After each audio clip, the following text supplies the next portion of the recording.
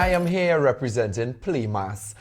It's called Carnival Visionaries. And today we are in the presence of Carnival royalty. But before I introduce her, let me give you all an idea of what this show is about. So Carnival Visionaries, we are talking to all of those behind the scenes of Carnival around the world. Because we see the trucks on the road, we see the costumes, we see the soca artists out there, we see the masqueraders. But who is behind all of this magic? Who's creating these costumes? Who's putting all of this together? So Carnival Visionaries is going to touch base with all of these people. And we are starting with one of the most prolific, I would say, designers out of Trinidad and Tobago. She's, as I said, Carnival royalty. And not only Carnival royalty, but Trinidad and Tobago royalty, because she was a Miss Trinidad and Tobago Universe. That was back in, 2008? Right. And she's also a Project Runway winner in 2011. I'm speaking of none other than Anya Ayoung Chee. Oh! Welcome, Anya. Thank you very much, Rome. It's a pleasure to be here. I love the outfit. I want you all to take a wide shot of the shoes. The shoes. She has, they're looking like a whole carnival costume on her foot. That's what I call them. So, Anya, thanks for joining us. So, in this Carnival Visionary series, we're going to be touching base with a lot of different people in the carnival sphere. And a lot of them are designers. So, the Playmas team put this together for us to get your real stories. So, I want to start off with, how was that for you in terms of winning Project Runway and coming into the carnival space? Well, first of all, I just want to say I think this is amazing. The Playmas is doing this because it is sort of, as much as we become more and more seen, the designer community, a lot of the times we're not in the forefront. So I think telling these stories is excellent. My first section ever was after I won Project Runway. It was called Take Me to the Runway with Tribe. It was actually really challenging because designing costumes is quite different from designing clothes. And you do have to think about the impact of the costuming from far, up close, photography, the ability for it to stay on the road and not fall apart. Like, it's a very different type of set of needs for designing for Carnival, and it was a stretch.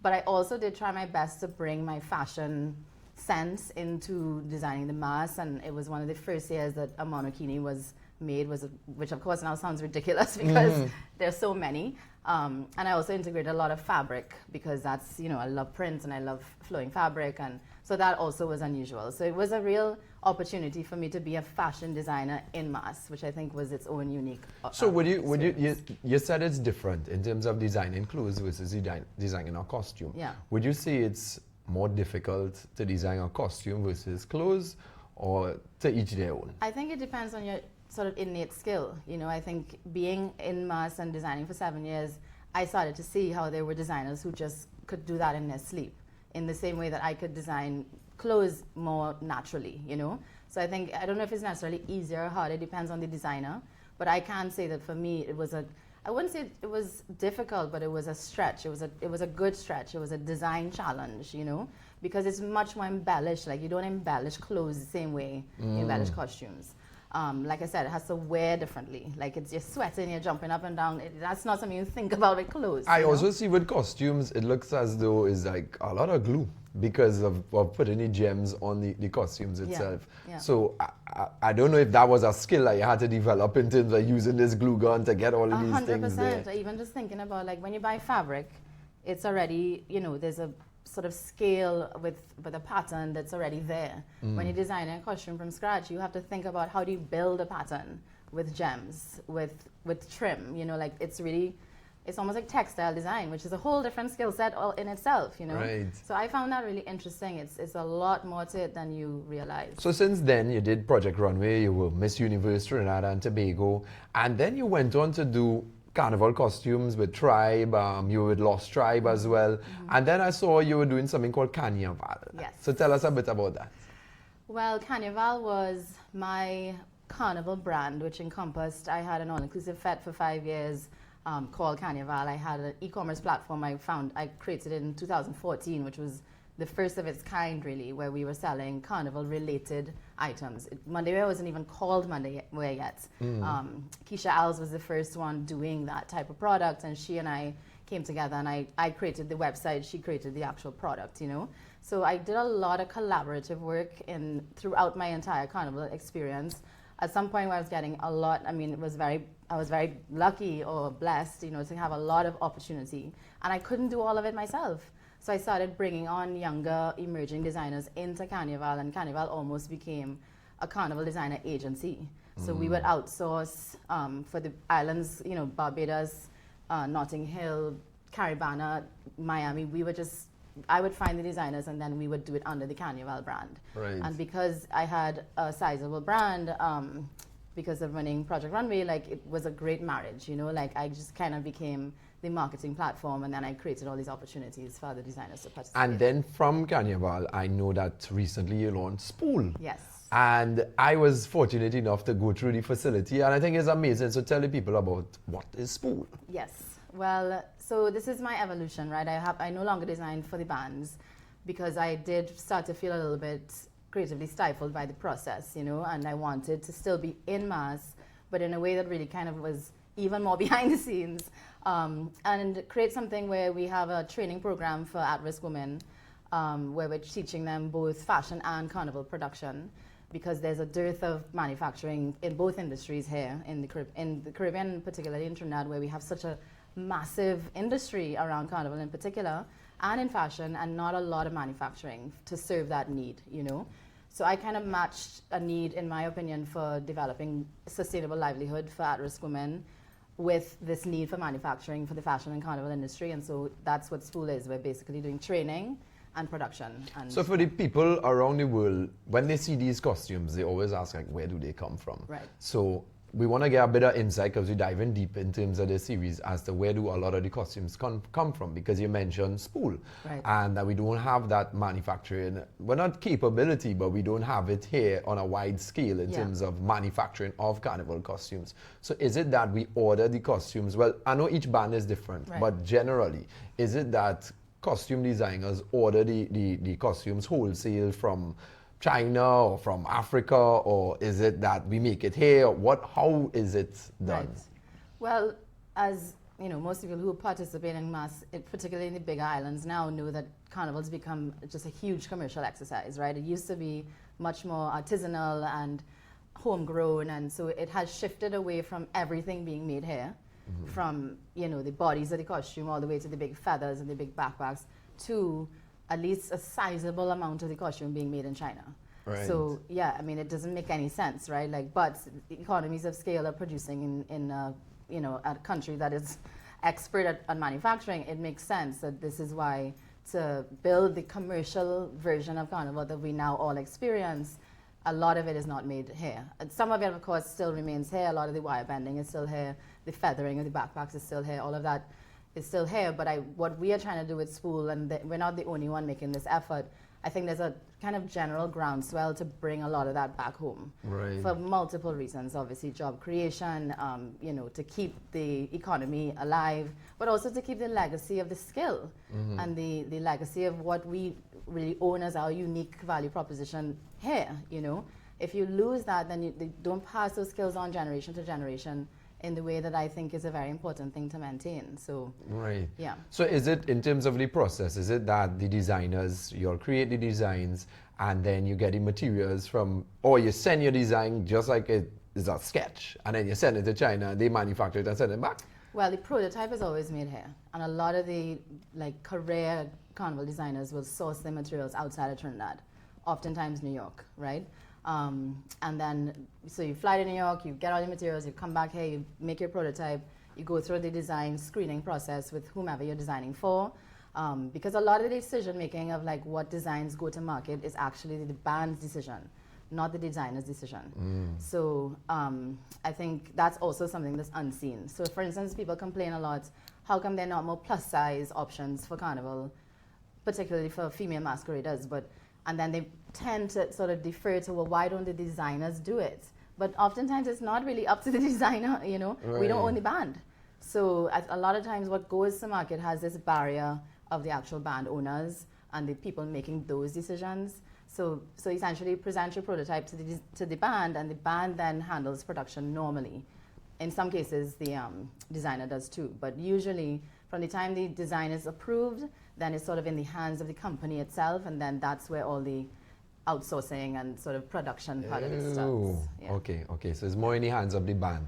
They would send it out after you send it. So is it that they all package this prototype and then ship it to China? Yes. They see it, they see your sketches, and then they mass create Correct, it. yeah. Okay, and that's the process. And then they ship it back to And then they us. ship it back. And that's mostly the bodies, like, you know, the bras, the panties, a lot still of the actual accessories get made here. So the backpacks, the headpieces. Okay, here, because the skill is still here with the that. skill is here, and then shipping feathers. I mean, you know, you could imagine the nightmare that would be to ship like completed backpacks, you know. Right. So a lot of that still happens here. And then in terms of, all right, feathers. Where all these feathers coming from? Are there like millions of peacocks naked out there on the street? Yeah, I mean. So these are real feathers? Yeah, I mean, well, it depends. I mean, sometimes it's synthetic. Oh, yeah, but some those, synthetic. Those are not coming from here either. So even the sourcing is not localized, you know, because this aesthetic of bikini-Mas has become what people expect for Trinidad Carnival, and now, you know, most of the regional carnivals. As opposed to if you go back in time and you look at like the sourcing of the materials could be local because it wasn't dependent on materials that you couldn't find here, you know. Right. So that has also changed, and that's kind of like people just take that as a given, but it doesn't necessarily have to be that way, you know. Which is why when you look at bands like the Lost Tribe, you could see there's an intentionality about things like upcycling and using recycled materials in a way that still come across like, you know, beautiful end products.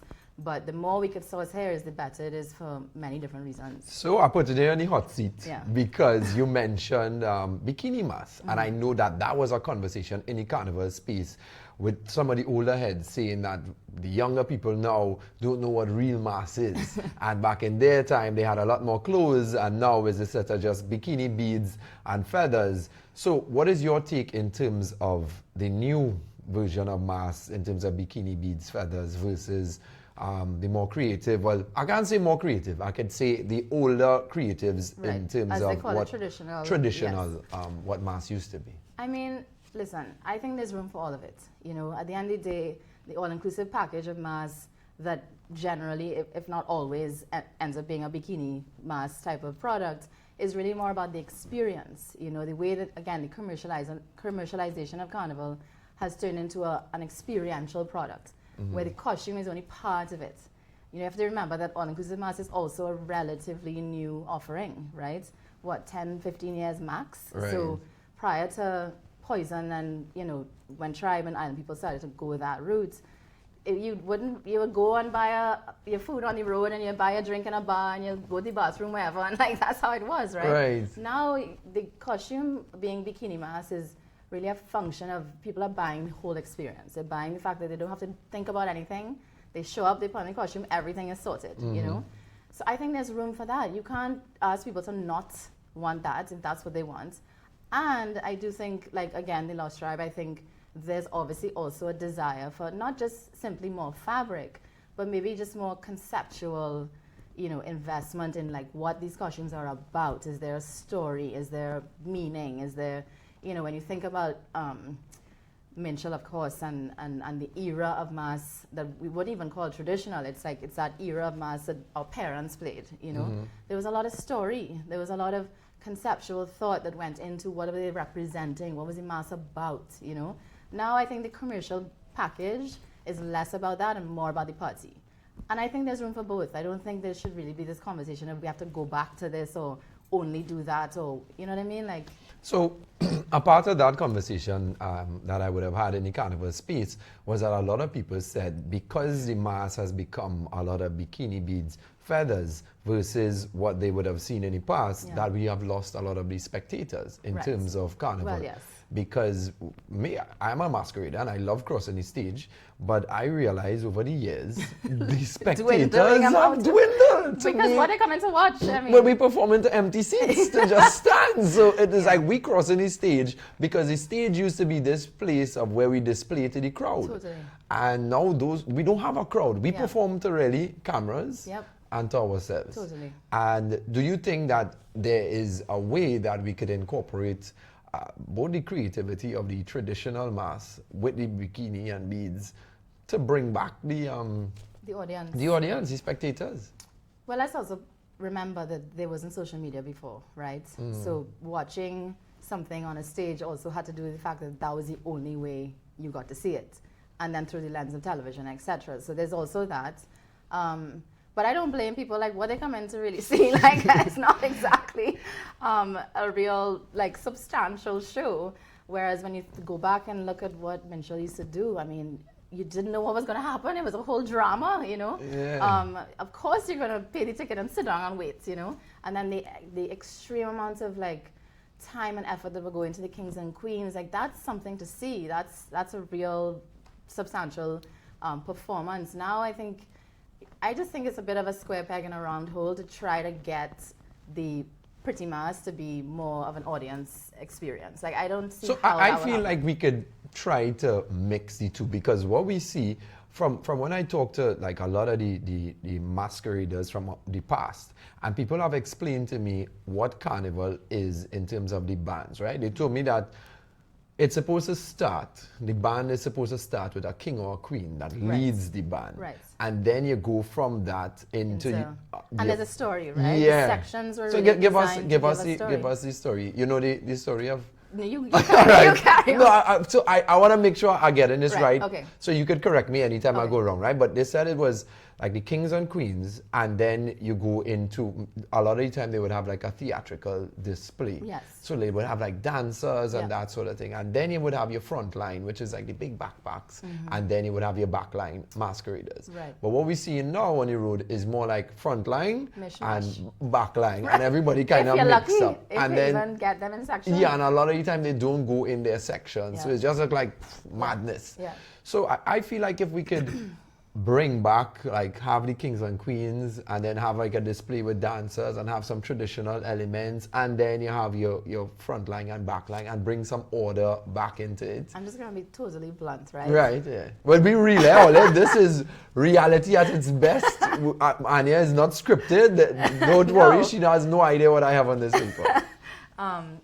I don't think there's a real revenue earning opportunity for those who have to make those decisions about spending resources on developing what you just said, Right. or returning to that model, even thinking about it at all, because the number of people who could sit in a chair and watch the show is limited, right? That's not a scalable opportunity for making money.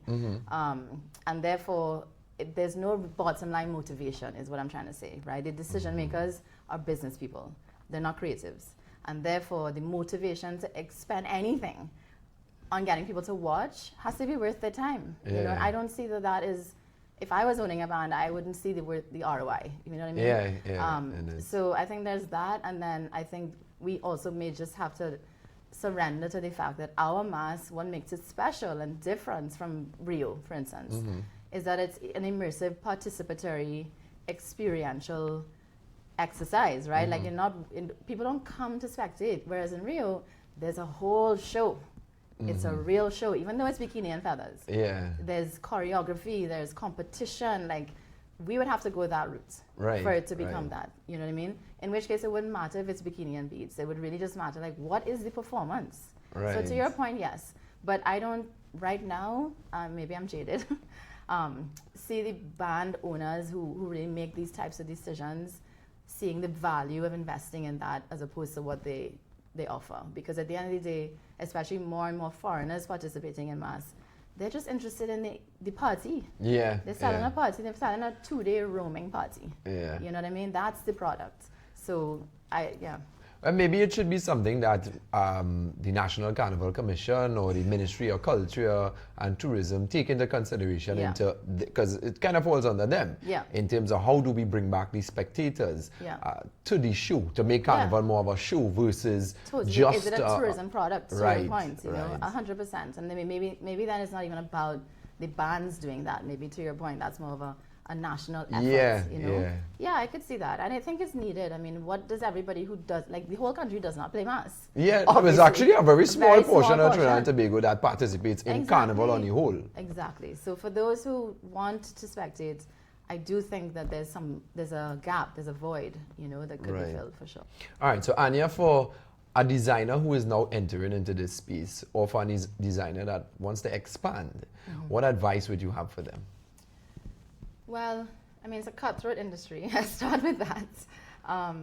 I definitely, I was just saying this to somebody yesterday, that I do think that it's a kind of all or nothing experience, in my opinion, having done both Carnival and fashion and done it in parallel.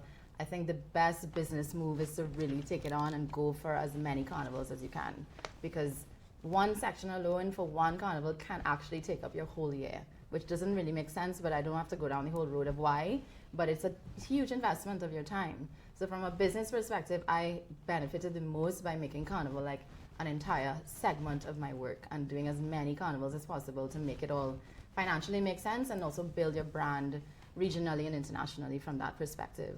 I think if setting yourself, like I say this to fashion designers too, the best thing you could do is establish your unique voice in what type of costuming you put forth. You know, what is it that people can look forward to every year from you as opposed to anybody else, because that's what brings your fan base loyally back to you every single year. And that's again where you can build opportunities outside of Carnival. Like I just wrote to another designer the other day that he has such a unique perspective on how he designs. Now he could build an entire merchandise line that's non-Carnival. These people understand what his brand is about, you know? So I think brand is the paramount thing, to set yourself as a brand that people recognize, because then you have multitude of opportunities outside of Carnival as well to leverage. And what trends do you love seeing in Carnival? Love seeing in Carnival. I definitely have noticed of late, over the last few years in particular, this resurgence of people doing their individual design for their, particularly Monday wear, of course. But even more so, like people buying a costume but ending up wearing something else completely and like really expressing themselves, because to me Carnival at the end of the day is really about freedom. And freedom of expression is a massive opportunity for, you know, people who really want to go that route and individualize how they dress. I love to see that. Right. So in terms of, let's say, somebody adding on stuff to their own costume, that's something that you like to see. I love to see people sort of, you know, come out on the road saying something about themselves, you know, and that's difficult when costumes are really actually many of the same. But you do notice the odd person like take that and do something else with it, and that always like lights me up, you know. And what are some of the trends that you don't like seeing in Carnival, or you think they should just stop it? Stop it right now. Well, I don't know if I'm saying this because I'm now a mother of two and definitely in a very different stage of my life, but I just think there's enough of the like ridiculously skimpy costuming for women. I'm not quite sure who these costumes are designed for, to be honest with you. It's a handful of people who could possibly actually look good and feel comfortable, you know what I mean? And I just think that's fascinating that you're designing for like masses of people with a very small lens as to who this is actually going to flatter, you know? Well, I know a lot of the men might beg to differ. I'm sure they would. I mean, and yes, I have a very strong opinion about this. I, you know, spoke about it in L the other day, and I do think the Carnival is entirely designed for the male gaze, and that is extremely problematic. So is it that you think that women who wear very skimpy costumes, is it that they're doing that to attract the men, or is it that that's their self-expression, that they want to show off their bodies, or is it an attention thing? Where you think that lies? Because clearly there's a market for it, because a lot of the women are purchasing these costumes where the men, we are amazed as to how this actually works. What is being held in place here? Yes, totally. I mean, a lot of the men are complaining, but we're always curious as to how this thing actually works. Yes. Now. And was the train of thought behind somebody who wears a skimpy costume like that? I mean, I think it's a chicken and the egg thing. I don't think it would be fair to say that the women who can look great in that type of design are doing it just because they want to attract a certain kind of attention. I think if you've worked hard on your body and, you know, this is how you express yourself, like, go for it, you know what I mean? But the fact is there's no variety. You know what I'm saying? Like, it's one thing if that was one of several, like a wide spectrum of, it's kind of like if you went into H&M and like all they had was like a size 2, like, and that's all that they had, then what else are you going to wear? So then, you know? maybe is it that the brands are not giving a variety of options? Just not enough of a spectrum. Right, where it's more covered stuff. Yeah, and not only just covered, maybe just also covered obviously is the outcome of it, but just more imagination. You know what I'm saying? Like it's just like a cookie cutter. They all just or is it the designers responsible for this? Because are the designers Going back to that just same trying thing. to make their costumes more Who even sexy. knows? I think at the end of the day, the companies that sell the product are the ones who make the final decision of Right. what goes to market. So I don't, and obviously I'm a designer, so I'm always going to be on the side of the designers, but I don't think they have as much say as people think. Right. So, all right, let me get into the mind of being a part of a design team. Let's say, and we're not going to mention any band's name, but is it that when the bands pull together all the designers and they give you all the theme for the year, is it that they say, all this year we're going skimpy, you know? Less is more. Or, you know, we need to cut budget, you know, so make the material less so we have to spend so much. Or do they give the designers full creative control in terms of, y'all, this is the theme, we're doing birds this year. Go out and just make your costumes. How does that Okay, happen? let's just compare the Lost Tribe to Tribe, let's just say, right? Lost Tribe has a different demographic. They're marketing to a different end consumer. So you could see that there's an effort to design with more thought and more conceptual, you know, to your point about fly, you know, like you see that, okay, this makes sense, I see the theme. And therefore you can then tell that yes, the band has a sway in how the designers design. It's the same designers designing for one band and designing for the other, right? So they have the capacity, the designers have the capacity to design lots of things, different versions. But then when they design for a band like Tribe, they have to design for that end consumer. For the market. Yeah, that end consumer wants that. So I think, I don't know, I don't think the designers are necessarily so one note that all they can design is this extremely skimpy. You could tell this, it's the same designer designing for both bands. So you know they have the capacity, you know? But it is a product at the end of the day, and therefore the designer is going to do what they're asked to do, which is like design for this type of consumer and design for this type of consumer. So that's what you get. And I always wanted to touch on this with the female masqueraders. For you, footwear. You prefer boots, you prefer heels, or sneakers? I've done all of the above. Heels are a nightmare on our Porter Space. I don't know how all this do that. Oh, 2 days only on heels. No, horrible. I mean, it's definitely not worth the aesthetics one bit. But I do prefer some height. So now I wear like Burning Man style boots, you know, that are like 10 inches with platforms. So my feet are functionally flat, but I have the height. I just like the height. But yeah, I mean, long gone are the days of sneakers for me, which I wish I was. Part of it is just because I guess, you know, I tend to feel like I'm more seen, and I just, you know, I dress for that as well. But there's a part of me that wishes I could just wear sneakers all day long. Right, okay. So now we are on to our first game. We have her in the hot seat on. It's not often we get to interview Anya Ayoung Chee, right? So this game is called This or That. No, you don't have much time to think. Listen, you gotta I move fail quick. at games. Okay, It's the first thing that comes to your mind, Anya. No long thinking. You ready to go? All right. Feathers or gems? Gems. Bold and vibrant colors or metallic tones? Definitely bold and vibrant. Doubles or bacon shack? Doubles, always. Traditional mask or fantasy mask? Traditional. Elaborate headpieces or dramatic shoulder pieces? I love elaborate headpieces. Headpieces. Flowing capes or feathered? Flowing capes. Even wait to hear me. Flowing capes or feathered backpacks? I don't need to tell you that, okay? Flowing capes. Mass on the road or mass on stage? I love the road. The road. I actually like the road I more. love the road. I don't even bother with the stage anymore. The only thing with stage, I like the euphoria of the actual crossing the stage. It's honestly anticipation that's more enjoyable. But the stage itself for me is like, okay, can we get this over? It's like, I just want to get back. I got to take the line up for the stage though. The line up when you had to reach by the hospital, and you had to take up the music and oh my God. Seriously, that has to be rethought. That has to be yeah, definitely. Traditional Caribbean elements or fusion with other cultures? That's a tough one. Can I do a hybrid? She merging it too. Frontline costumes or backline costumes? Frontline. I was a Miss Trinidad after all, come on. Small island carnivals or Trinidad carnival? Trinidad carnival. Come on. All right. So she passed this or that. Oh God, not this one. All right. So, I thought you were going to spare me. all right, we will spare her for this one because we had a nice conversation at the top. And I know she's not really into the games, but she went well so far. So we want to thank Anya for joining us. Anya, you were a great sport in this. And we want to say that we're celebrating you as one of our great designers, not only Carnival designers, but one of our great designers on the whole.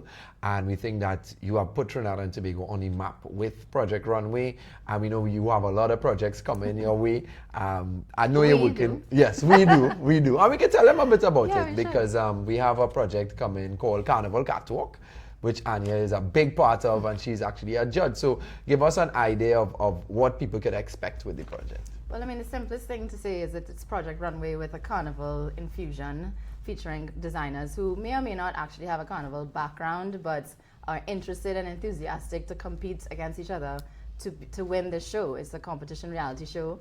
And we will also be featuring, you know, of course, the beauty of this country and wherever else we get to shoot, of course.